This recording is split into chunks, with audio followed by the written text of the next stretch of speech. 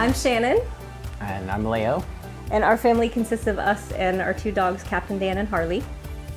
When we first landed in Seattle almost 3 years ago, we thought that we might be able to buy a place, and that's how we got in contact with Kim and Shavi. But at the time, it didn't work out. Because Seattle prices are bonkers. Yeah, and we had kind of moved around a bit before we landed in Seattle, so we had to recover from all of that. After moving to West Seattle and living there for a couple years, we had some awesome landlords, really great house, really great neighbors. So it was great, but at some point we decided we needed to stop renting. Well, you were working in West Seattle, and I was working in Georgetown, and we were living in Green Lake when we first got to Seattle. And I came to visit him at work in West Seattle, and I had never been here, and I was driving around, and I was like, this place is fucking spectacular, like with the water everywhere. It was incredible, and I was like, I want to live here. It's just calmer here. There's still free parking. You can still find parking. And you're close enough to where if you want to go to the city, you can. And it's just beautiful everywhere. So.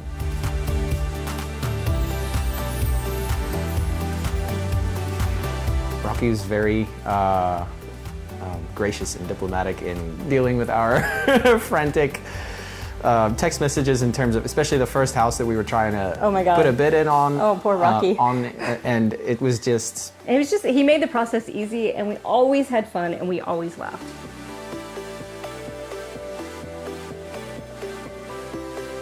So we found a house in Burien, and it was this spectacular mid-century modern house, and I am all about mid-century modern. I even have a mid-century modern tattoo down the front of my leg. And the house was spectacular, and it had these beautiful tall cathedral ceilings. My concern with the ceilings was that it was going to be an oven in the summer, and when the inspector came, we were doing a pre-inspection. I asked him to inspect that first, and he did, and he said it was going to be $15,000 to $20,000 to insulate it. It would be very hot in the summer. So we decided to back out and not put in an offer. And the night before, when we were going to sleep, I had found the house we're in now on Zillow. And Leo said, yeah, I mean, it's cute, but it doesn't have a lot of character. And so I pulled it up on my phone and it was at our max price. So we couldn't bid up on it. I pulled it up on my phone before we were leaving the house in Burien. And I showed it to Rocky, and he's like, oh, this is so cute, but it's at your top dollar. There's no point, because at that time, there were just so many bidding wars on all these houses. And then Rocky kind of scrolled down on my phone and saw it and said, wait, I don't actually think this guy's doing a bidding war. Let's go look at it. And so we came in, and the house has been completely redone, and it's small, and it's cute, and it's in a location that we really like. And so we decided that day to put in an offer. And since the guy wasn't doing a bidding war thing, we were the first offer, and Rocky told him about us, and he really liked us. And so I got a text message from Rocky the next day, and he said, I hope you really wanted that house because it's yours. I think because I like being outdoors so much that my favorite thing about the house is our back deck and our backyard. We have a nice sized backyard and giant, beautiful evergreen trees that hang over the deck, and I think just how peaceful and private it feels in the backyard is probably my favorite thing. We, like the yard was kind of a blank canvas when we got here, and before we even brought any furniture or anything over, we actually dug up a bunch of plants that we had planted at our rental and didn't want to let go, and started bringing them over and putting them in the ground here. And put in new garden beds. I bought like a whole pallet of cinder blocks and created veggie gardens and stuff like that.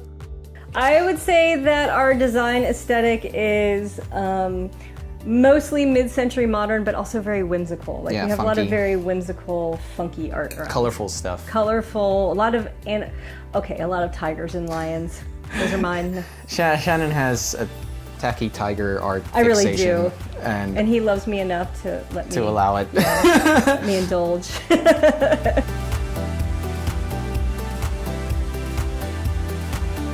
Sit back and chill and let the divas do their thing. They're so good. They know their shit. They know what they're doing.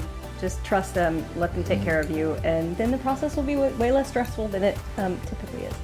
Diva land culture to me is just like a bunch of fucking real people. Like people that are not pretentious, easygoing, get along, open-minded, liberal. A lot of them are real fucking queer. So like it's easy for me to open up and connect with people and talk with people and laugh and have fun, and that's always really easy at all of their parties, and anybody I have ever met that is associated with the Diva land is very down to earth like that.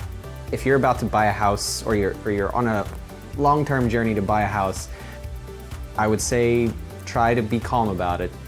It feels like, to me, when we really got into it at first, we kind of burnt the candle at both ends and just ran ourselves ragged over something that didn't work out the first time, and that doesn't have to mean you're not going to end up buying a house. Just wasn't meant to be. Yeah, you know, at some point something is going to work out, and it's not necessarily going to be the first place. It might be, but it might not, and like there is something out there for you. You just have to keep working towards it and stay calm. And it's really easy to stay calm. We live in a state where fucking weed is legal, y'all.